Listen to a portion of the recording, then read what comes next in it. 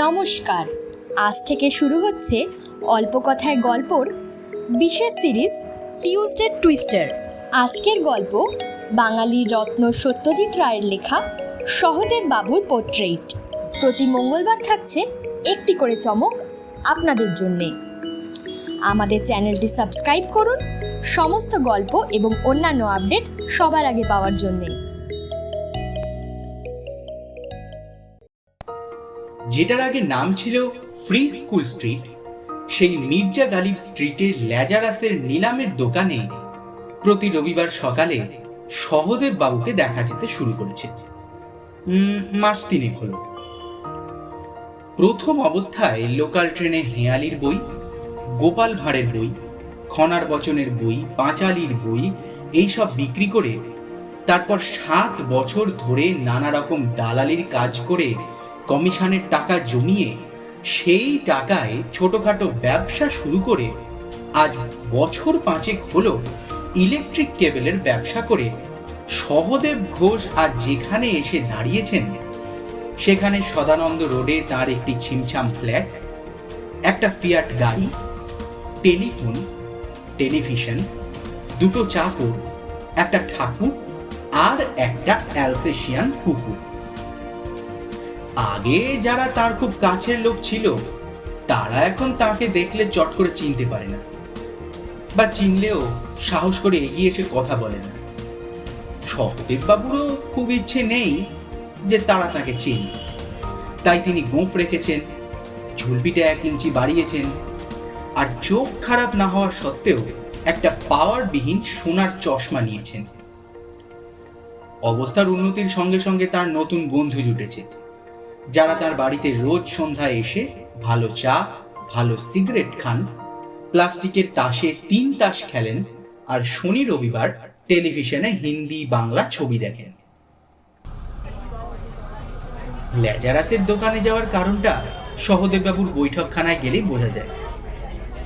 প্রতি রবিবারই তিনি ঘরের শোভা বাড়ানোর জন্য নিলাম থেকে কিছু না কিছু শৌখিন জিনিস কিনে আনেন। ঘড়ি, ল্যাম্প, পিতল আর চিনেমাটির মূর্তি, রূপোর মোমবাতি দান, বিলিতি ল্যান্ডস্কেপ ছবি, ঘরের সব কিছুই ল্যাজারাসের দোকান থেকে আনে। এছাড়া টেবিল, চেয়ার, সোফা, কার্পেট ইত্যাদি তো আছেই। আজ ল্যাজারাস কোম্পানির মিহিরবাবু কথা দিয়েছেন যে বিলিতি ঔপন্যাসিকদের ভালো 1 সেট বই তিনি সহদেববাবুর জন্য ব্যবস্থা করে দেবেন। মিহিরবাবু অভিজ্ঞ লোক, 20 বছর আছেন ল্যাজারাস কোম্পানিতে। বাঁধা ধরা খদ্দেরদের চাহিদাগুলো তিনি আগে থেকে আন্দাজ করতে পারেন। সহদেববাবুর পছন্দ তার ভালোভাবেই জানা। এর আগেও অনেক হঠাৎ বড় লোকের চাহিদা তিনি মিটিয়েছেন। এরা অনেকেই যে লেখাপড়া বিশেষ না জানলেও ঝলমলে বিলিতি বই দিয়ে আলমারি সাজাতে ভালোবাসেন সেটা মিহিরবাবু বিলক্ষণ জানেন। 16খানা বইয়ের সুদৃশ্য সেট, গাঢ় লাল চামড়ায় বাঁধানো। সহদেববাবুর দেখেই মনটা নেচে উঠেছিল, কিন্তু সেটা দেখার পর মুহূর্তেই বইগুলো যে টেবিলের উপর রাখা ছিল তার পিছনেই দেওয়ালে টাঙানো গিল্টি করা ফ্রেমে বাঁধানো একটা ছবি দেখে তিনি কেমন যেন হকচকিয়ে গিয়ে বইয়ের কথাটা সাময়িকভাবে ভুলেই গেলেন। ছবিটা একটা অয়েল পেন্টিং, একজন বাঙালি ভদ্রলোকের পোর্ট্রেট। সাইজে আন্দাজ 3 ফুট বাই 4 ফুট। সেটা যে বেশ পুরনো সেটা তার ধুলিমলিন অবস্থা থেকে যেমন বোঝা যায়, তেমনি বোঝা যায় ছবির দেখানো অনেক খুঁটিনাটি জিনিস থেকে। গড়গড়া, কেরোসিনের ল্যাম্প, রূপোর পানের ডিবে, হাতির দাঁতের হাতলওয়ালা ছড়ি, এসবই চলে যাওয়া দিনের কথা মনে করিয়ে দেয়। তাছাড়া বাবুর পরনে গিলে করা 1 পেশে বোতামওয়ালা পাঞ্জাবি, ঘন কাজ করা কাশ্মীরি শাল, চুনাট করা চওড়া পেড়ে ধুতি, এসবই বা আজকের দিনে কে পড়ে?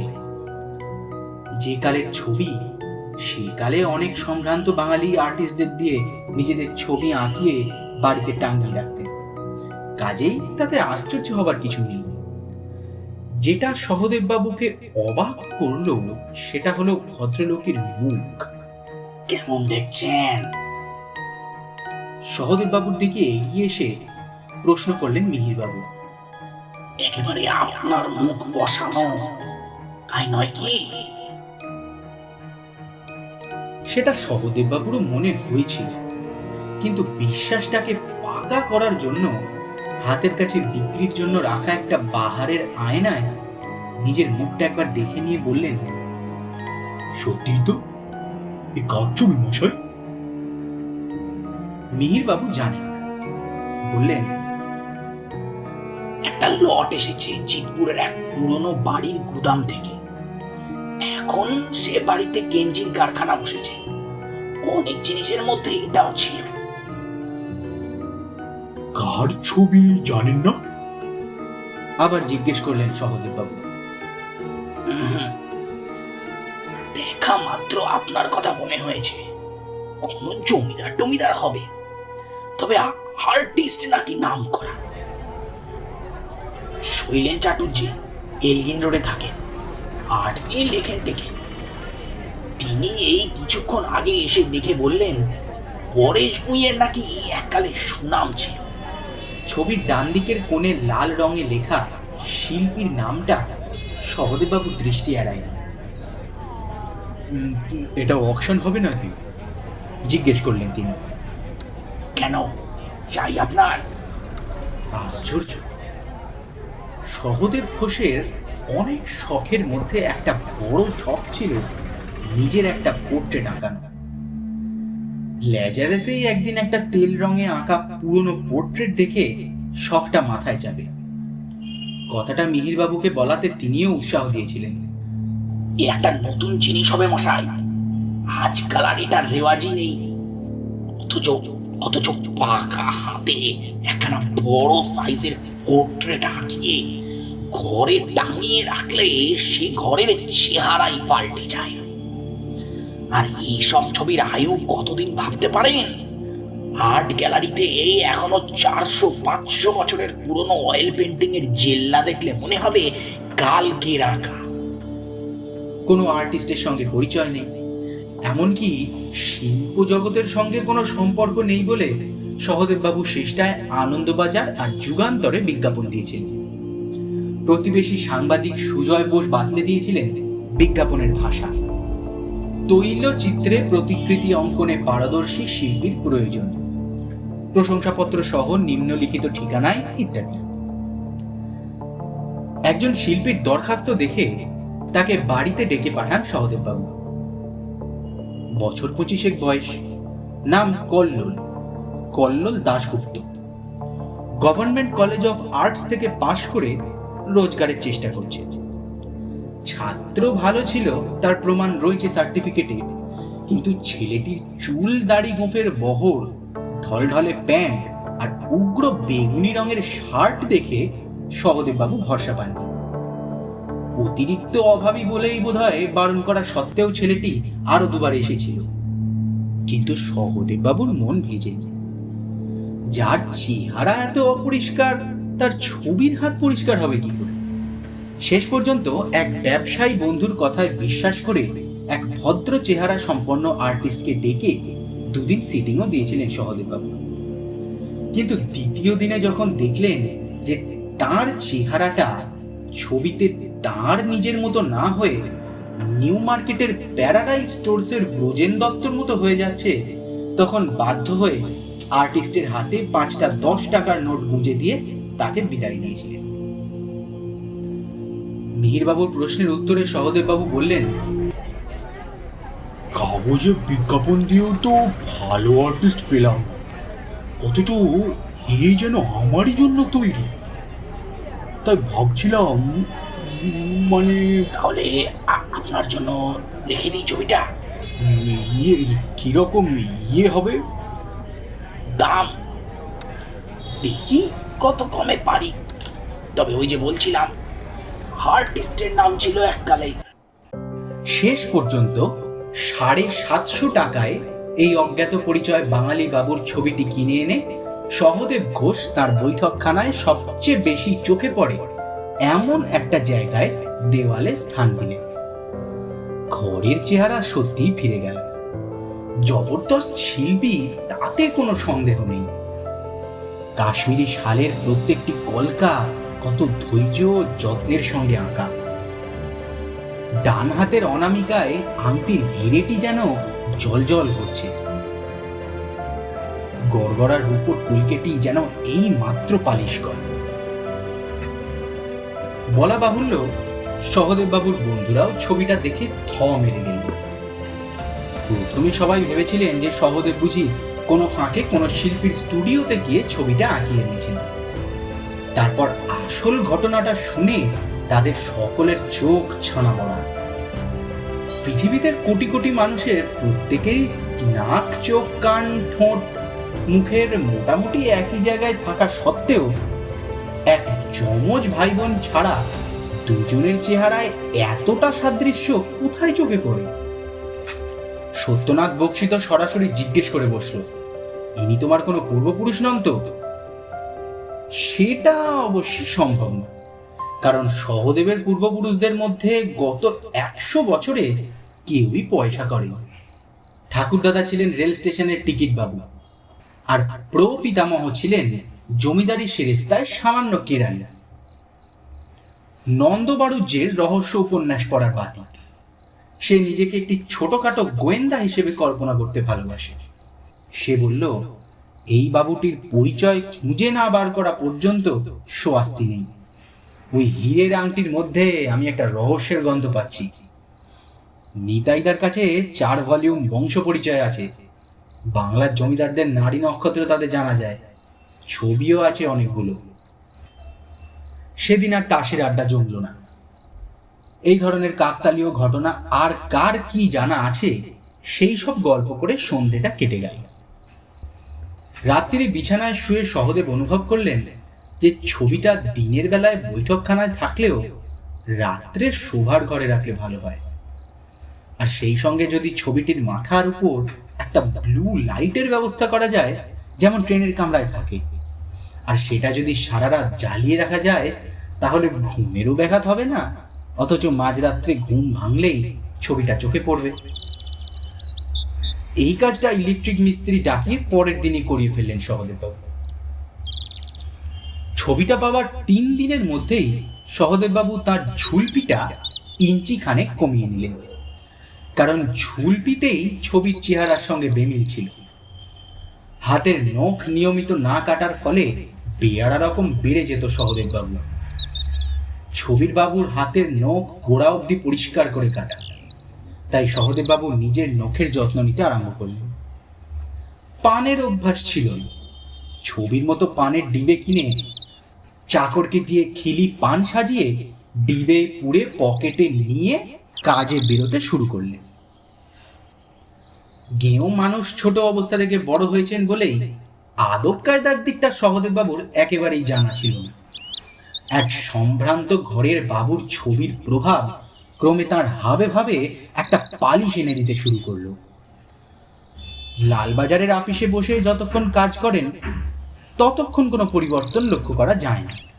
টেরিলিনের শার্ট আর টেরিকটের প্যান্ট পরে অফিস যান, গোল্ড ফ্লেক সিগারেট খান, দিনে 3 বার চা, আর দুপুরে সীতানাথের দোকান থেকে আনা পুরি তরকারি আর জিলিপি খান। এইসব অভ্যেস অনেক দিনের, কিন্তু কাজের শেষে সন্ধ্যায় বাড়ি ফিরে এসে তিনি আর ঠিক আগের মানুষ থাকেন না। হাঁটা চলার ভঙ্গি, কথা বলার ঢং, তাকিয়া কোলে নিয়ে বাবু হয়ে বসার কায়দা, চাকরকে হাঁক দিয়ে ডাকার মিজাজ, এই সবই নতুন। এ অবশ্যই বন্ধুদের দৃষ্টি এড়ায় না। তারা বলে, ছবির বাবুর প্রভাব তোমার উপর যেভাবে পড়েছে, তোমাকে তো ফ্ল্যাট বাড়ি ছেড়ে চক মিলানো বাড়ি দেখতে হচ্ছে। সহদেববাবু মৃদু হাসেন, কোনো মন্তব্য করেন না। ছবির বাবুর সবচেয়ে বেশি কাছের মনে হয় নিজেকে যখন সহদেববাবু রাত্রে ঘরে ঢুকে অন্য সব বাতি নিভিয়ে কেবল নীল আলোটা জ্বালিয়ে খাটে শুন। তখন সত্যিই মনে হয় ওই বাবু আর তিনি একই ব্যক্তি। আর তখনই মনে হয় ওই রকম এক পেশে সোনার বোতামওয়ালা পাঞ্জাবি, ওই পাহাড়ের চওড়া লাল পেড়ে ধুতি, ওই রকম কাজ করা কাশ্মীরি শাল, ওই চেয়ার, ওই গড়গড়া, ওই হীরের আংটি, ওই হাতির দাঁতের হাতলওয়ালা ছড়ি, এ সবই তার চাই। আর সবই একে একে জোগাড়ও হলো। ছড়ি আর চেয়ার দিলেন মিহিরবাবু। জিতপুর থেকে লোক ডাকিয়ে স্পেশাল গড়গড়া তৈরি হলো ছবির সঙ্গে মিলিয়ে। সেই সঙ্গে ভালো অম্বুরি তামাকা নিয়ে সেটা খাবার অভ্যেসও তৈরি হলো। ছবির মতো পাঞ্জাবি তৈরি করার কোনো অসুবিধা নেই, আর তার জন্য সোনার বোতামও কেনা হলো। শালটা জোগাড় হলো এক বৃদ্ধ কাশ্মীরি শালওয়ালার কাছ থেকে। নাদির শাহ শালওয়ালা গত শীতে সহদেববাবুর বাড়িতে এসেছিলেন হরেক রকম শাল নিয়ে। সহদেববাবু কিছু কেনেন। এবার শীত পড়তেই এক রবিবার সকালে শালওয়ালা আবার এসে হাজির। সহদেববাবু ছবিটা দেখিয়ে বললেন, ঠিক এমনি একখানা শাল জোগাড় করে দিতে পারেন? নাদির শাহ তৈরি চোখে ছবির দিকে এক ঝলক দৃষ্টি দিয়ে বললেন, এমন জামেওয়ার তো চট করে পাওয়া যায় না আজকের দিনে, তবে টাইম দিলে খোঁজ করে এনে দিতে পারি। সেই জামেওয়ারও চলে এলো 3 সপ্তাহের মধ্যে। রঙের সামান্য বেমিল, তবে আসল শালের রং কেমন ছিল কে বলবে। একে তো পুরনো ছবি, রং বদলে যেতে পারে। তাছাড়া আর্টিস্টের তেল রঙে আর আসল শালের রঙে কোনো তফাৎ নেই, এই কথা জোর দিয়ে কে বলতে পারে? কত দাম? জিজ্ঞেস করলেন সহদেববাবু। আপনার জন্য স্পেশাল রেট 4.5। 450? আজকের দিনে ভালো কাশ্মীরি শালের দাম সম্পর্কে সহদেববাবুর কোনো ধারণাই নেই। No sir. চোখের কোণে খাঁজ ফেলে মৃদু হেসে বললেন নাদির শাহ। 4,500।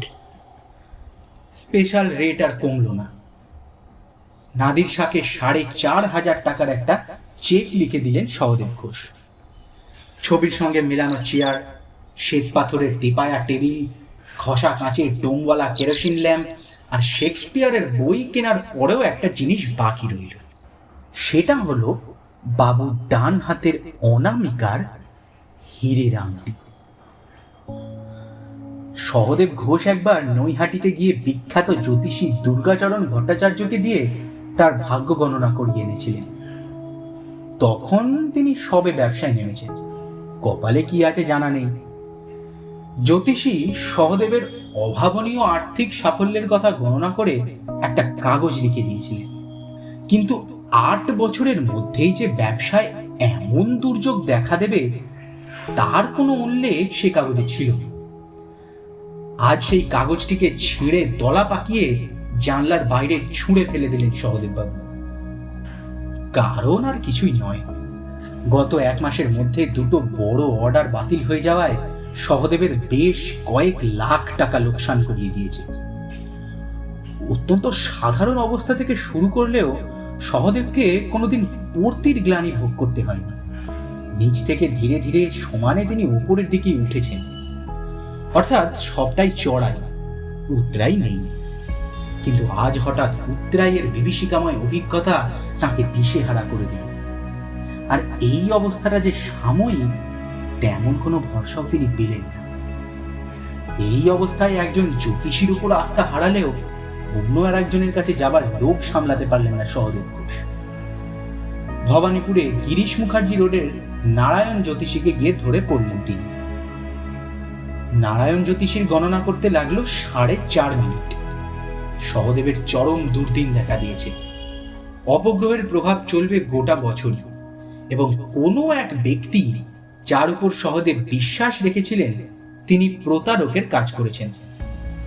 এই ব্যক্তি যে কে সেটা ভেবে বার করার কোনো প্রয়োজন বোধ করলেন না সহদেব বাবু।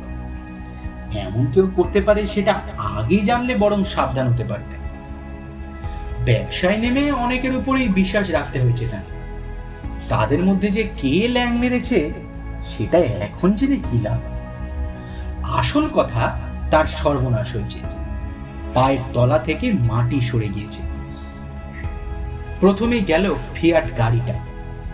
4 বছর আগে 34,000 টাকায় কেনা গাড়িটা 12,000-এ বিক্রি করতে হলো সহদেব বাবুকে। দুর্দিনের বন্ধুই খাঁটি বন্ধু, এমন একটা প্রবাদ ইংরেজিতে আছে। সহদেববাবুর 3 জন বন্ধুর মধ্যে একজনই দেখা গেল সেই পরীক্ষায় উত্তীর্ণ হলেন, নন্দ বাড়ুজ্যে। সেই যে বলেছিলেন ছবির বাবুর পরিচয় খুঁজে বার করবেন, সে ব্যাপারে এখনো পর্যন্ত সুবিধে করে উঠতে পারেননি। বংশ পরিচয়ের 4 খণ্ডের 1 খণ্ডে সেলিমগঞ্জের জমিদার ভূতনাথ চৌধুরীর ছবির সঙ্গে আর সবকিছু মোটামুটি মিলে গেলেও মুখ একেবারেই মেলেনি। নন্দ পাশে থাকাতে এই সংকটের অবস্থাতেও সহদেববাবু তবু সামলে আছেন, না হলে কি হতো বলা যায় না। এই নন্দ বাড়ুজ্যেই একদিন সহদেবকে বললেন কথাটা, ছবিটা বিদায় করো ভাই, আমার বিশ্বাস ওটাই নষ্টের গোড়া। আর সত্যি বলতে কি, এখন তোমার যা চেহারা হয়েছে তার সঙ্গে ওটার মিল সামান্যই। হাতে আয়না নিয়ে ছবির সামনে দাঁড়িয়ে নিজের মুখের সঙ্গে মিলিয়ে সহদেববাবুরও যে কথাটা মনে হয়নি তা নয়। গত 2 মাসে এই কানের দুপাশে পাকা চুল দেখা দিয়েছে, চোখের তলায় গালি পড়েছে, গাল বসেছে, চামড়ার মসৃণতা চলে গিয়েছে। অথচ ছবির বাবুর কোনো বিকার নেই। ওই লেজারাসি আবার গিয়ে ফেরত দাও ছবিটা, বললেন নন্দ বাড়ুজ্যে।